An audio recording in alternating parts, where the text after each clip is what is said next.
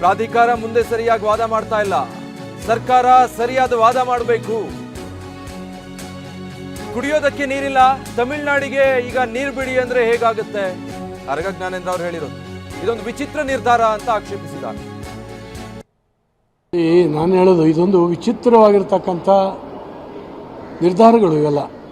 ಇದನ್ನು ಸರಿಯಾದ ರೀತಿ ನಮ್ಮ ರಾಜ್ಯ ಸರ್ಕಾರ, ಕೋರ್ಟ್ ಇರ್ಬೋದು, ಅದರ ನೀರು ಹಂಚಿಕೆ